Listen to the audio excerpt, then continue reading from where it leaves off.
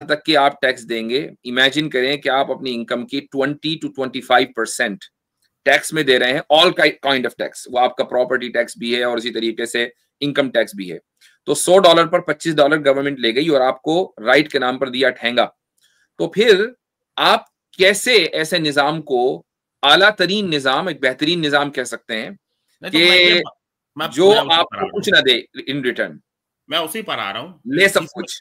इसमें देखिए सबसे बड़ा फ्लॉ ये है आप लोगों की थिंकिंग में कि जो पड़ोस में रहने वाला हिंदू वो हमारे बराबर नहीं है, पर एक नाइजीरिया में रहने वाला मुसलमान वो हमारे बराबर है। नहीं नहीं नहीं, ये एक इमोशनल बात हो गई, ये सबसे बड़ी एक इमोशनल बात हो गई है खाली। नहीं ये सही डजंट मैटर। आप असल ये बताएं कि नहीं नहीं सुने, आप ये बताएं, चूंकि बात हो रही थी जिजिया पर, और अब मुझे वो वाली वीडियो और ये वाली वीडियो काट के एक साथ लगानी पड़ेगी, क्योंकि आधे लोगों को क्या 90% लोगों को समझ में नहीं आ रहा होगा। तो मैं थोड़ा सा ये भी बता दूं कि बैकग्राउंड बोल सकते हैं। हाँ, ऋषि साहब से मेरी बात हो रही थी 2-3 दिन पहले, और इन्होंने इस्लामी निज़ाम हुकूमत के ताल्लुक से और जो इस वक्त लिबरल निज़ाम हुकूमत है उसके ताल्लुक से बात की।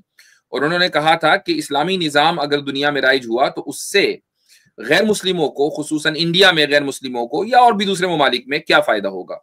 तो मैंने इस पर यह जवाब दिया था कि अगर दुनिया में एक ब्लॉक, बड़ा पावरफुल ब्लॉक इस्लामी निज़ाम के तहत आता है तो उससे फायदा यह होगा कि पूरी दुनिया में कैपिटलिज्म श्रिंक होना शुरू होगा, और कैपिटलिज्म की वजह से जो जंगें होती हैं, बम मारे जाते हैं लोगों के ऊपर, और जो असलहे का कारोबार होता है महज इसलिए कि कुछ लोग जो असलहा बनाने वाले हैं, वेपन्स बनाने वाले हैं, वो थ्राइव करें और उनकी दौलत बढ़े, इसलिए लोगों के हाथों में असलहा थमा दिया जाता है और एक दूसरे को मारते हैं। ये सारी चीजें खत्म हो जाएंगी और दुनिया में इंसाफ प्रिवेल करेगा। ये मेरा दावा था और इस पर बात हो रही थी। तो इन्होंने कहा कि नहीं, इस्लामी निज़ाम का जो सबसे बड़ी कमी है वो ये है कि गैर मुस्लिमों को उसमें राइट्स नहीं मिलते हैं। और ये मैं पहले ही बता दूं कि उसी वीडियो में ये भी बात हो गई थी कि गैर मुस्लिम जिजिया देते हैं और जिजिये की बुनियाद पर उनको पूरे राइट्स मिलते हैं जो मुसलमानों को मिलते हैं। और ये इस मौजू पर मैं कई मरतबा बात भी कर चुका हूं। तो अब बात यहां आती है कि हमने हमारे ऋषि भाई से, प्यारे प्यारे ऋषि भाई से पूछा कि भाई आप अमेरिका में रहते हैं H1B वीजा पर। H1B वीजा का मतलब है ये यहाँ वर्क वीजा पर रहते हैं और यहाँ पर टैक्स देते हैं, उसी तरह टैक्स देते हैं जैसा कि एक आम शहरी देता है, बल्कि उससे ज्यादा टैक्स देते हैं, आम शहरी से ज्यादा नहीं देते, यानी मुझसे ज्यादा ये टैक्स देते हैं। अमाउंट में नहीं कह रहा हूं, मुझे पता नहीं, लेकिन परसेंटेज में जरूर देते हैं। मुझे जितना टैक्स कट मिलेगा इनको नहीं मिलेगा, तो इनको कोई राइट नहीं है। तो भाई राइट तो आपको भी नहीं है ना, तो फिर आप उस पॉलिटिकल निजाम को कैसे जस्टिफाई कर सकते हैं? जी अब आप बात आगे करें। देखिए मैंने पहले ही कहा है कि इधर पर टेरिटोरियल और कॉन्स्टिट्यूशनल नेशनलिज्म है, आप क्या रिलीजियस नेशनलिज्म है, आप क्या पड़ोस में रहने वाला हिंदू, इससे क्या फर्क पड़ता है? हिंदू बराबर नहीं है आपके उसमें। महज इसलिए कि कोई चीज रिलीजियस है, क्या वो इसलिए बुरी है? आप कैसे कह सकते हैं कि जो है ये आपका इमोशनल आर्ग्यूमेंट हुआ ना। मैं ये पूछ रहा हूँ कि महज इसलिए कि कोई चीज रिलीजियस है, महज इसलिए वो बुरी होगी? ये क्या बात हुई? बस ये मैंने कह दिया ना कि पड़ोस में रहने वाला हिंदू बराबर, मैंने कह दिया इसलिए सही है, ये क्या बात में रहने वाला हिंदू बराबर, मुसलमान भाई मैं आपसे ये कह रहा हूं कि किसी चीज का रिलीजियस होना बुरा होना होता है? ये दोनों इक्वल है। मैंने आपको कह दिया है कि चले मैं भी मुफ्ती साहब इनसे एक बात कहूंगा, जैसे ये अभी एक डिस्टेंस का हवाला दे रहे हैं ना, तो फिर मैं ये सेम एतराज कर सकता हूं कि जो एक नेशनलिज्म में मानता है, फॉर एग्जांपल इंडिया के हम एग्जांपल ले लेते हैं, तो आपको बहुत से बॉर्डर्स मिल जाएंगे। मिसाल के तौर पर चाइना के जो बॉर्डर है वहां पर 2 विलेजेस होते हैं, वो आपस में बिल्कुल नजदीक रहते हैं, उनके बीच में शायद ही कोई बाउंड्री होती है। तो आपके पॉइंट ऑफ व्यू से भी एक बॉर्डर पे जो आपस में चाइनीज और इंडियन जो 1 किलोमीटर कम से डिस्टेंस में आपस में रहते हैं, उस इंडियन के लिए एक चेन्नई में रहने वाला इंडियन ज्यादा जो है वो इम्पोर्टेंट है बनस्बत उसके जो उसके नेक्स्ट डोर रहता है। जी हम टेरिटोरियल नेशनलिज्म को मानते हैं, बस आप रिलीजियस नेशनलिज्म, आपका दावा हुआ ना भाई। आप ये ना कहें कि हम चूंकि मानते हैं इसलिए वो सही है, वो आप माने। कोई भी आपको इसलिए बुरा नहीं कहेगा या गलत नहीं कहेगा कि आप किसी चीज को मानते हैं, वो आप माने, आपको राइट है। भारत का पार्टीशन इसी सोच, लेकिन जब आप ये कहते हैं कि मैं मानता हूं इसलिए वो चीज बेहतर है, यहाँ हमारा ऑब्जेक्शन आएगा कि भाई अब आप उसके बेहतर होने को साबित कर दें। मैंने आपको आप ही की एग्जांपल दे दी और आप उसको डिफेंड नहीं कर पा रहे। पैन इस्लामिज्म, इसी वजह से भारत का पार्टीशन हुआ। मैंने आपको आपकी एग्जांपल दे दी। अब देखें, अब आपके पास चूंकि कोई जवाब नहीं है तो अब आप इन चीजों पर उतर आए। पैन इस्लामिज्म, भारत का पार्टीशन हुआ, फला ढिका, ये सारी चीजें ऐसी हैं कि अगर हम आज उसका तज्जिया या उसकी एनालिसिस करने बैठेंगे तो बहुत सारी ओपिनियन होंगी। हो सकता है कि मेरी ओपिनियन आपके साथ लाइन करे, मैं पहले ही बता दूं, ये है ना, हो सकता है। लेकिन आप सरहद के पार दूसरे लोगों से बात करेंगे तो उनकी ओपिनियन कुछ और होगी। इसलिए जो पास्ट में हो गया उससे कोई फर्क पड़ने वाला नहीं है या उस पर बहस करने से कोई फायदा नहीं है। असल ये कि आज के दौर में या आगे चलकर फ्यूचर में क्या निजाम बेहतर है। मैं इसीलिए उस दिन भी मैंने आपसे बोला था कि आप इस बात के आदि अपने आप को बनाएं कि उसूली गुफ्तगू करें, यानी प्रिंसिपल्स और थॉट्स के ऊपर बात करें, फिलोसफीज के ऊपर बात करें। पर्टिकुलर एग्जांपल न दें, अमेरिका और नाइजीरिया और पाकिस्तान में ये हो गया था और इंडिया पाकिस्तान करने से क्या फायदा होगा? कोई फायदा नहीं। तो मैं आपकी आइडियोलॉजी पर ही बात कर रहा था। आइडियोलॉजी पर नहीं कर रहे ना आप, पूरी तौर पर जो है इंडिया पाकिस्तान पर आ जाते हैं। जैसे गोदी मीडिया के एंकरों का 1 मिनट पाकिस्तान के जिक्र के बगैर पूरा नहीं हो सकता। ऐसा लगता है कि आप भी उन्हीं से मुतासिर हैं। नहीं, मैं पैन इस्लामिज्म के उसमें बोल रहा था, मुझे कोई लेना देना नहीं है गोदी मीडिया से। ठीक है, चले इसी को ले लिया। पैन इस्लामिज्म जो है यानी पूरी दुनिया में जहां जहां मुस्लिम, चूंकि आपका जो क्वेश्चन था वो मुस्लिम ममालिक के ताल्लुक से था, गैर मुस्लिम ममालिक के ताल्लुक से नहीं था।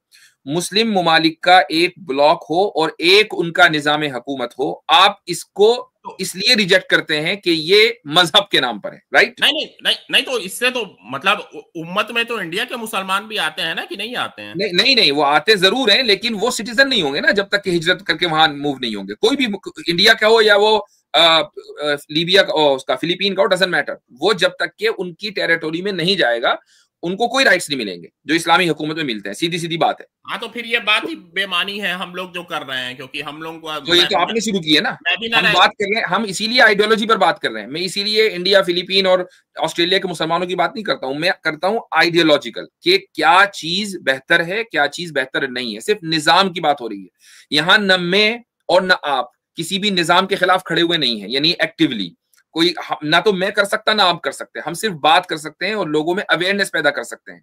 हम लोगों को ये बताना चाहते हैं कि आपको जो बेवकूफ बनाया गया गुज़िश्ता 100-150 साल से कॉलोनियलिज्म के बाद, और ये बताया गया कि आपके पास सिर्फ एक ही पॉलिटिकल निजाम है कि जिस निजाम के तहत आप थ्राइव कर सकते हैं। और होता क्या है कि उस निजाम से में रहने वालों के जरिए टैक्स लेकर कैपिटलिस्ट का पेट भरा जाता है। गुज़िश्ता 100-150 साल से ये हो रहा है। पहले जो इंपीरियलिस्ट और इसी तरीके से जो कॉलोनियलिस्ट थे वो करते थे, आज पोस्ट कॉलोनियलिस्ट ये काम कर रहे हैं। तो हम सिर्फ उसके ताल्लुक से अवेयरनेस पैदा करते हैं कि नहीं, दुनिया में एक निजाम ऐसा भी है जो आपको कहीं ज्यादा इंसाफ और अदल दे सकता है। That's all. मुझे बोलने देंगे?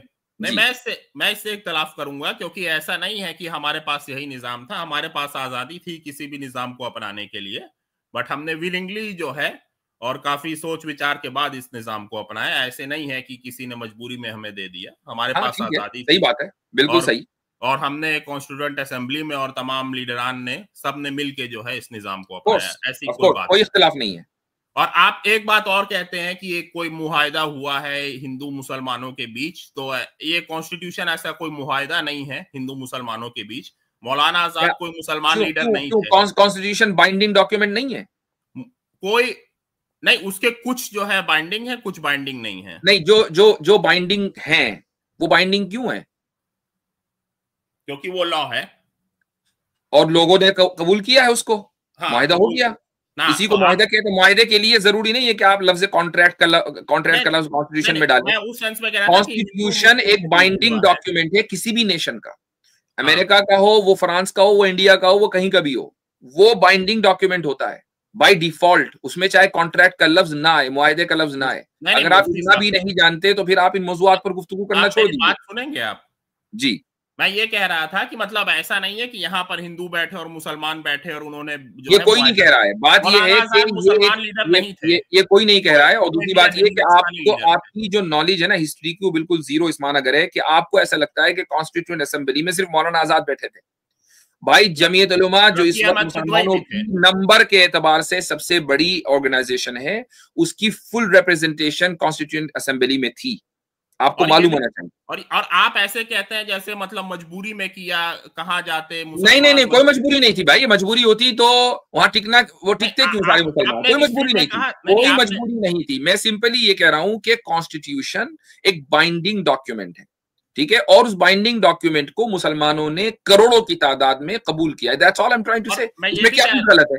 और मैं ये भी कह दूं आपसे कि जो मुसलमान मेंबर थे वो सबसे ज्यादा इंथुजियास्टिक थे सेक्युलरिज्म के लिए। ठीक है, अब इसमें कोई दो राय नहीं है मेरे भाई। बात ये हो रही है, नहीं की बात ये हो रही है कि अगर किसी, आज आप दो निजामों में कंपेयर करें तो कौन सा निजाम ज्यादा बेहतर है? That's all I am trying to say. Indian constitution, कोई भी आप, मैं सिर्फ कॉन्स्टिट्यूशन की बात करें, एक सेक्युलर कॉन्स्टिट्यूशन की। मैं इंडिया में मेरे पास इंडिया में वोट देने का राइट नहीं है, मैं इंडियन सिटीजन नहीं हूं, ठीक है। तो मैं अपने आप को किसी एक मुल्क में नहीं बांध के चलता कि भाई चूंकि इंडियन कॉन्स्टिट्यूशन इंडिया का है लिहाजा वो ग्रेट है। ये क्या बात हुई? कॉन्स्टिट्यूशन तो लिबरल है, वो एक सेक्युलर कॉन्स्टिट्यूशन है, वो फ्रेंच एंड अमेरिकन कॉन्स्टिट्यूशन से इंस्पायर्ड है। अंबेडकर ने खुद तो नहीं गढ़ा था ना। जो यूरोपियन, जो अमेरिकन कॉन्स्टिट्यूशन था, फ्रेंच कॉन्स्टिट्यूशन था, उन सबको पढ़कर एक उन्होंने कॉन्स्टिट्यूशन बनाया और लोगों ने उसको इत्तेफाक कर लिया। या उनकी एक जो उसका क्लॉज है वो उनकी जहन की पैदावार नहीं है, वो सारा का सारा यूरोप से ही कॉपी किया हुआ है ना ऑलरेडी। आप भी मानते हैं इस चीज को। तो इसलिए हम जो कॉन्स्टिट्यूशनलिज्म है उस पर बात कर रहे हैं, ना कि इंडियन कॉन्स्टिट्यूशन या अमेरिकन या फ्रेंच कॉन्स्टिट्यूशन। हम कॉन्स्टिट्यूशनलिज्म के ऊपर बात कर रहे हैं। हाँ, और इसीलिए नहीं है, वो हमें सही लगा, इसीलिए हमने उसको अडॉप्ट। वो ठीक है भाई, वो उससे कोई इख्तिलाफ नहीं है। जो चीज आपको सही लगेगी आप वही करेंगे, लेकिन जब आप ये कहेंगे आप दूसरी चीज को सही नहीं कह सकते तो फिर इख्तिलाफ होगा। हम आपकी इस एक्सट्रीमिज्म को एक्सपोज कर रहे हैं, बात ये है सिर्फ। नहीं तो मैंने कह दिया ना कि पैन इस्लामिज्म आता ही आता है आपकी सोच में, उसके बिना आप चल ही नहीं सकते हैं बिना पैन इस्लामिज्म के। तो हम ये भी इसके जवाब में हम कह सकते हैं कि कॉन्स्टिट्यूशनलिज्म आपकी सोच में आता ही आता है, उसके बगैर आप चल नहीं सकते। 100% आता है। तो बस बात खत्म हो गई। फिर आप हमें पूरा क्या को कह रहे हैं? आप भी अगर उसी सोच के हामिल हैं और वही सोच आप भी रखते हैं तो फिर आप किसी दूसरे को गलत नहीं कह सकते। नहीं तो नहीं बराबर है ना, मतलब आपके नॉन मुस्लिम्स आपके निजाम में। जी। तो वो इसी तरीके से जैसे H1B वाले बराबर नहीं है अमेरिकन कॉन्स्टिट्यूशन। हाँ तो ये बहुत इंपॉर्टेंट क्लिप है, ये रहेगी हमेशा। हाँ, यानी H1B वाले बराबर नहीं है, ये बात मान लेते हैं।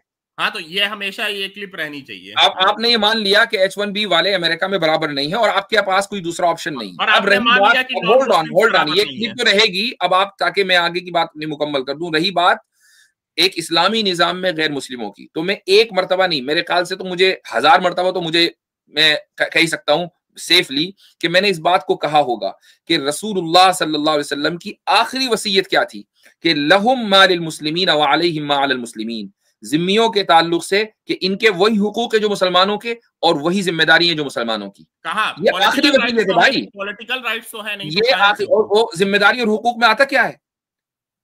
पॉलिटिकल राइट्स भी आते हैं, उसमें राइट्स भी आते हैं। और रही बात ये कि पॉलिटिकल राइट्स का मतलब अगर आप ये कहते हैं कि लोगों को प्रोटेस्ट का हक होना चाहिए, इलेक्शन पार्टियां होनी चाहिए, वो तो मुसलमानों को भी नहीं है। वो इस्लामी निजाम में ये सब चीजें होती नहीं है। नहीं पॉलिटिकल, आप अपनी राय जरूर दे सकते हैं लेकिन आप सड़कों पर हंगामा नहीं कर सकते इस्लामी निजाम में। आपने देखा कभी सऊदी अरब में एहतजाज होते हुए या कभी अफगानिस्तान में एहतजाज होते हुए देखा है? नहीं। और मुफ्ती साहब, by the way, if bye political rights he means representation, तो रिप्रेजेंटेशन भी अलाउड है कि आप रिप्रेजेंटेशन अलग चीज है, रिप्रेजेंटेशन मुकम्मल अलाउड है। असल में क्या है कि जो डेमोक्रेसीज हैं उसमें लोग ये समझते हैं कि हमारा डेमोक्रेटिक राइट ये है कि हम बसों को जला दें, हमारा डेमोक्रेटिक राइट है कि हम वहां धरने देते, जंतर मंतर पर बैठे हैं बस महीनों। अच्छा, डेमोक्रेटिक राइट क्या है? व्हाइट हाउस के सामने लोग बैठे हैं महीनों से एक बुढ़िया बैठी हुई है, उसका कोई उसका सुनने वाला नहीं है। भाई ये कैसा डेमोक्रेटिक राइट है जिसका कुछ नतीजा ही नहीं निकलता? और लोग खुश हैं कि हम अपने डेमोक्रेटिक राइट को इस्तेमाल कर रहे हैं, कुछ भी नहीं, गुंजाइश नहीं है आपके यहाँ, राइट? तो अगर आप उसका फायदा बता दें तो हम भी जान लें। प्रोटेस्ट नहीं, अपनी ओपिनियन को सही प्लेटफॉर्म पर देने की गुंजाइश है। प्रोटेस्ट होता है सड़कों पर, लोगों को आजिज करके, पब्लिक प्रॉपर्टी जलाकर, उसकी गुंजाइश, उससे क्या होता है? मुल्क के अंदर अनार्की फैलती है, उसकी कोई गुंजाइश इस्लामी निजाम में नहीं है। हाँ, अपनी राय आप सही प्लेटफॉर्म पर दीजिए। और चूंकि पूरा निजाम कुरान और सुन्नत पर है, इंसाफ और आदल के साथ है, तो ये मुमकिन नहीं है कि आप अपनी राय दें और आपकी राय कुरान और सुन्नत के मुताबिक और उसको रिजेक्ट कर दिया जाए। इसलिए प्रोटेस्ट की कभी जरूरत पड़ती ही नहीं। प्रोटेस्ट की जरूरत पड़ती है जहां निजाम में नक्स हो, जहां निजाम में ऐब हो, जहां निजाम में कमी हो, वहां लोग फिर फ्रस्ट्रेशन का शिकार होते हैं और सड़कें बंद करते हैं और बिल्डिंगें जलाते हैं, बसें जलाते हैं और मरीज अस्पताल तक नहीं पहुंच पाते। ये हशर है डेमोक्रेसीज में। तो आप कह रहे हैं पॉलिटिकल राइट्स हैं नॉन मुस्लिम्स को? पॉलिटिकल, हाँ, तो आप डिफाइन करें कि पॉलिटिकल राइट से क्या मुराद है। पॉलिटिकल राइट से अगर मुराद ये है कि आप अपनी ओपिनियन दें, तो हाँ बिल्कुल बिल्कुल उनको अपनी ओपिनियन देने का हक है। लेकिन अगर पॉलिटिकल राइट का मतलब ये है कि वो सड़कें तोड़ें और बसें जलाएं, वो उसका हक तो मुसलमान को नहीं है, चाहे कि जान रहे हैं कि मैं क्या बोल रहा हूं। तो आप बताएं पॉलिटिकल राइट से क्या मुराद है? किसी वो पोस्ट पे जा सकते हैं? कौन सी post? Political post. Political post पे जो समझ लीजिए कि इंतजामी है, जिसका ताल्लुक इंतजाम से, बिल्कुल जा सकते हैं। वो हेड ऑफ द स्टेट नहीं बन सकते, क्योंकि head of the state constitution का गार्डियन है। कॉन्स्टिट्यूशन कुरान और सुन्नत है, तो जो आदमी कुरान और सुन्नत को ना माने वो गार्डियन कैसे बन जाएगा? और किसी पॉलिसी मेकिंग पोजीशन पे जा सकते हैं, मसलन बिल्कुल जा सकते हैं, बिल्कुल जा सकते हैं, बिल्कुल जा सकते हैं। पॉलिसी मेकिंग पॉलिसी उस पे जा सकते हैं, as long as that policy doesn't contradict the Quran and Sunnah. क्योंकि हमारे पास सैकड़ों ऋषि भाई आप जी गो अहेड। मैं ये कह रहा था ऋषि साहब, आप मुफ्ती साहब ने एक बड़ी अच्छी बात की थी। मैं खुद इस चीज़ से तंग आ गया हूँ। जब भी मैं स्ट्रीम करता हूँ, हमारे हिंदू भाई आते हैं, सवाल करते हैं, आखिर में जो है वो इंडिया पाकिस्तान करके चले जाते हैं। पाकिस्तान की मिसाल देते हैं आप लोग कि इवन दो कि हम पाकिस्तान को इस्लाम की स्टेट नहीं मानते, लेकिन एक मुस्लिम रियासत, एक मेजॉरिटी मुस्लिम कंट्री है। आपने बात करी एट द वेरी बिगिनिंग उम्मत की कि भाई नाइजीरिया का मुसलमान हमसे ज़्यादा करीब है और आपका जो मुल्क का हिंदू वासी है वो ज्यादा करीब नहीं है, तो उसके ज्यादा राइट है, तो हमारे राइट नहीं है। एक मिनट ऋषि भाई, आपने गुफ्तगू करी, मुझे गुफ्तगू करने दें। मैं पूछता हूँ, राणा भगवान दास जो चीफ जस्टिस ऑफ पाकिस्तान थे, वो हिंदू था? वो शख्स जिनका इंतकाल हुआ है 2015 में मुतवफ़ी। नाइजीरिया का मुसलमान क्या पाकिस्तान का चीफ जस्टिस बन सकता है? नहीं। क्यों नहीं बन सकता? बात खत्म हो गई भाई। नाइजीरिया पाकिस्तान का फिश हो गया। अब ये तो आपकी आइडियोलॉजी के खिलाफ है ना ये बात। तो यही तो मैं कह रहा हूं। तो मैं वही भी कह रहा हूं। अब आपको मैंने बता दिया कि पॉलिसी मेकिंग में भी एक गैर मुस्लिम जा सकता है, एज लॉन्ग एज उसकी पॉलिसी या प्रपोज्ड उसकी राय कुरान और सुन्नत, जो कि उस मुल्क का कॉन्स्टिट्यूशन होगा, उसके खिलाफ ना हो। तो फिर आप मौलाना मौदूदी के खिलाफ जा रहे हैं फिर? ओ भाई, अजीब आदमी है। ठीक है, चले। अब होता क्या है कि जब आपका इंजन फेल हो जाता है या गाड़ी का पेट्रोल खत्म हो जाता है, फिर आपकी गाड़ी रुक जाती है, इधर उधर होने लगती है। तो चले, अब आज की गुफ्तगू खत्म हुई। ऋषि भाई अब इजाजत लेंगे आपसे, हम चल रहे हैं आगे। हाँ, इनको भी लेते हैं अभी। एक साथी का मैसेज आया है मेरे पास कि अवैस इकबाल से उनकी डिबेट हो रही है। कह रहे हैं, अवैस इकबाल कह रहे हैं कि नबी की नबूवत का सबूत क्या है। मैंने कहा आप उससे पूछें कि तू अपने आप को एक्स मुस्लिम कहता है और मुसलमानों की तो खतना होती है, खतना पे बात आई थी, तो तेरी खतना का सबूत क्या है? देखते हैं क्या रिस्पॉन्स आता है। नहीं, आपको ये कहना चाहिए कि तुम डिबेट क्यों कर रहे हो जब तुम्हें पता ही नहीं है। Why are you debating? हाँ, असल बात ये है ना, वो ठीक, यानी अगर इतनी सी बात का सबूत भी वो आपसे मांग रहा है मुस्लिम डिबेटर, तो भाई वो डिबेट करने क्यों चला? नहीं, ये अवैस इकबाल की बात कर रहा हूँ। मैं समझ गया हूँ। डिबेट करने वाला मुसलमान है, आपसे सवाल कर रहा है कि मैं अवैस से डिबेट कर रहा हूँ, वो मुझसे सवाल कर रहा है, तो क्या जवाब दूं? राइट। मैं इसलिए मैं कह रहा हूं कि उसको या आपको कहना चाहिए कि तुम्हें राइट किसने दिया डिबेट करने का? तुम घर में बैठो ना। मैं तफसील बताता हूं, इसकी शेयर करता हूं इंशाल्लाह पर्सनली। नहीं, मैं इसका एक पस मंजर है। वो पस मंजर ये है कि भाई उवैस इकबाल को फिनिश कर दिया गया, ठीक है, उसको बिल्कुल घर छोड़ दिया गया अल्हम्दुलिल्लाह 1 साल पहले। अब उसके बाद क्या हुआ कि फला साहब आए, फला फिरके के, फला उसके मकतब फिक्र के, फला मदरसे के, उनको इस फील्ड का कोई तजुर्बा नहीं है और कभी इससे डिबेट करें, कभी उससे डिबेट करें, और उसमें उवैस इकबाल सर फहरिस्त। तो मुझे ये बात समझ में नहीं आती कि या तो आपको तजुर्बा हो, आप करें डिबेट, बहुत अच्छी बात है, लेकिन जब आपकी ये फील्ड नहीं है तो फिर किसी भी से भी डिबेट करने का कोई मतलब रह नहीं जाता। ये चीज बिल्कुल गलत है और मैं इसको डिस्करेज करता हूं और ऐसे लोगों को कंडेम करता हूं। सिंपल सी बात है। जी हाँ, आगे चलें। जी रियलिटी भाई हमारे साथ हैं। जी रियलिटी साहब, माइक अनम्यूट करें अपना। रियलिटी माइक अनम्यूट करें। चलें ठीक है, माइक अनम्यूट नहीं होता। मार्कोनी। जी मार्कोनी साहब। जी अस्सलाम वालेकुम। वालेकुम सलाम भाई, मुसलमान है अगर मुस्लिम है? अरे ये तो वो साइंटिस्ट है ना शायद। जी मुसलमान हूँ। मुसलमान है, अच्छा अच्छा, जी जी जी फरमाइए। आपकी बात हुई है मुफ्ती साहब इनके साथ? अच्छा हुई होगी, ठीक। जी मैंने पूछना था कि ये नज़ूल ईसा, खरूज दजाल और ज़हूर महदी, इसका कुरान में कोई जिक्र नहीं है। कुरान में तो रकात का भी जिक्र नहीं है। नमाज पढ़ते हैं आप? जी जी। तो किस तरह पढ़ते हैं? जैसे मुसलमान पढ़ते हैं। नहीं, वो कुरान से बताइए ना। नहीं, मेरा मतलब ये है। नहीं, मतलब मेरा बिल्कुल वाज़ेह है। मेरा भी मतलब वही है जो आपका मतलब है।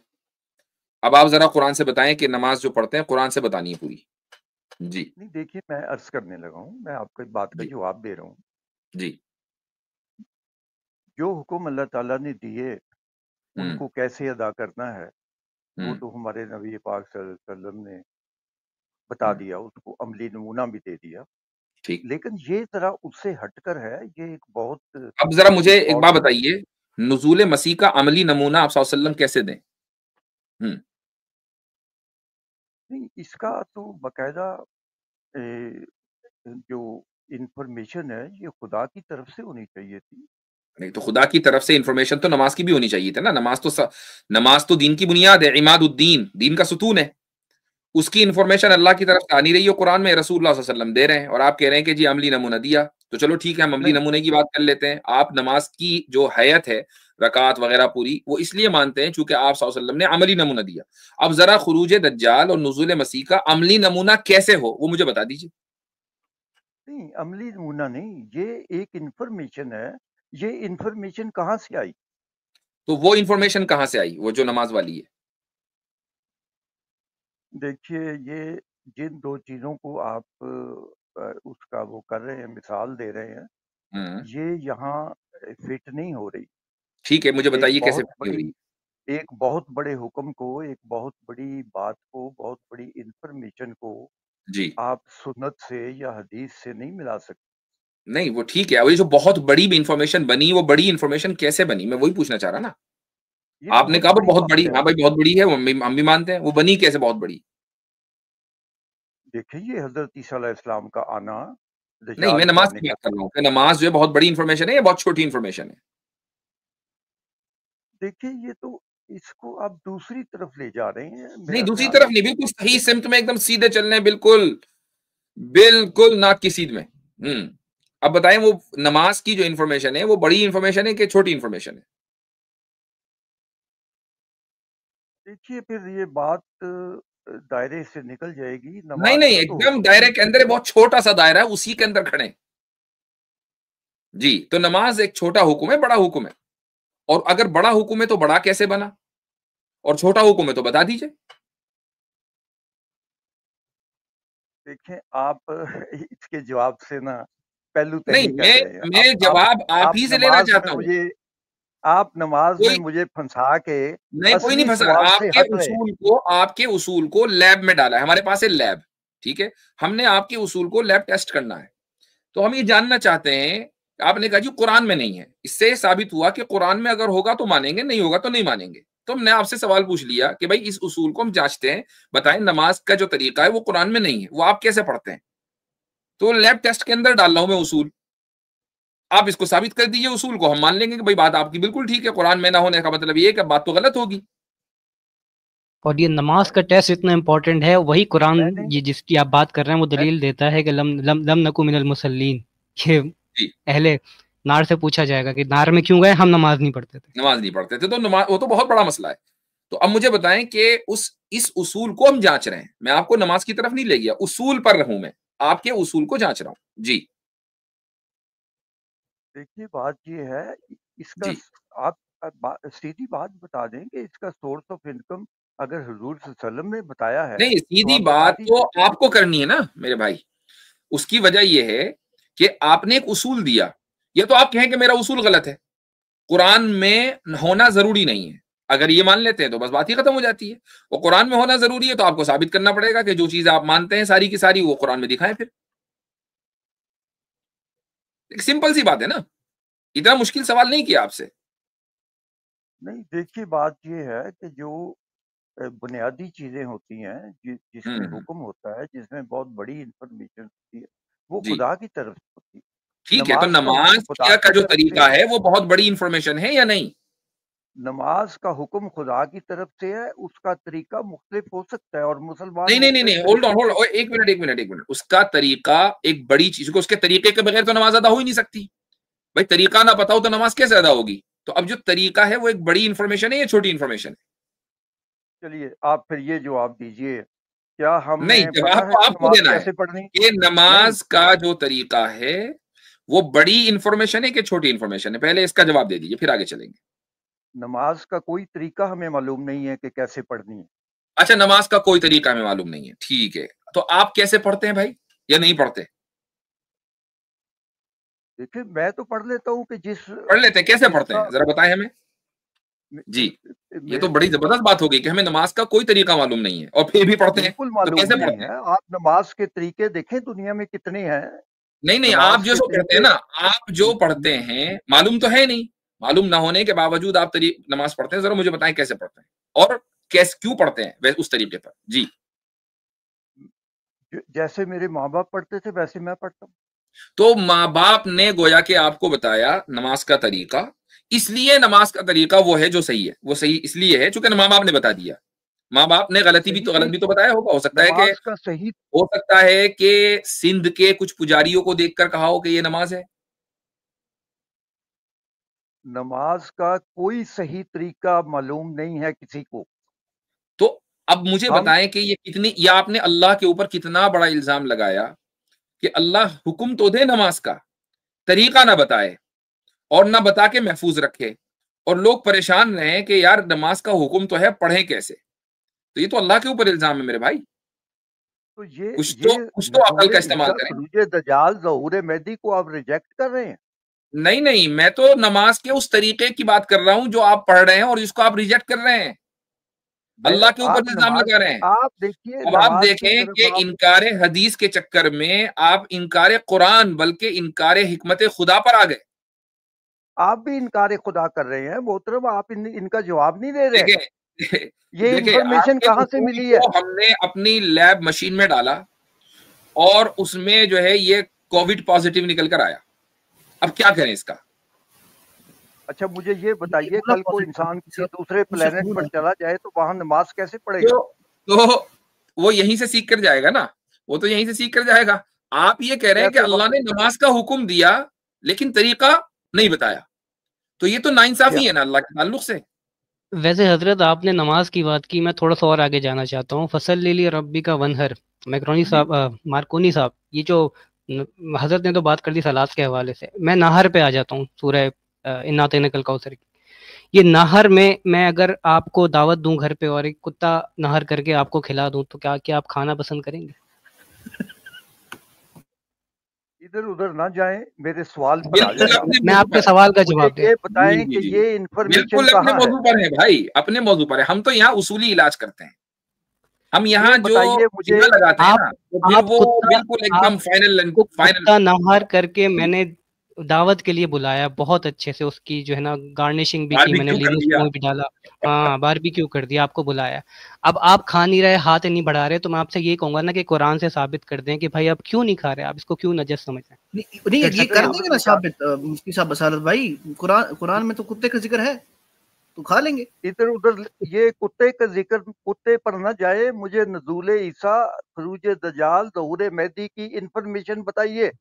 हाँ बिल्कुल बता दी आपको कि बिल्कुल जैसे आपको नमाज की कोई इंफॉर्मेशन नहीं है और आप आज तक ये नहीं पता लगा पाए कि नमाज सही पढ़ रहे हैं या नहीं, और आपने अल्लाह के ऊपर इल्जाम लगा दिया कि उसने नमाज का तरीका नहीं बताया है, तो अगर मैं आपको इंफॉर्मेशन बता भी दूं ना खुरूज मेहदी की और ज़ुहूर नुज़ूल ईसा की, तो आप बिल्कुल ऐसे ही कहेंगे जैसे आपके अम्मा अब्बा ने आपको नमाज का तरीका बता दिया, तो उसमें और इसमें कोई फर्क नहीं होगा। तो फिर ऐसे डिबेट करने से क्या फायदा? हम तो यहाँ उसूली बात करते हैं, ठीक है, हम उसूली बात करते हैं। तो चलें, आपके तरकश में इतने ही तीर थे, वो सारे इस्तेमाल हो गए मेरे भाई। इंशाल्लाह फिर बात करेंगे। जज़ाकुमुल्लाह, अल्लाह ताला आपको हिदायत दे, बल्कि हदाकुमुल्लाह। जी चले जी आगे।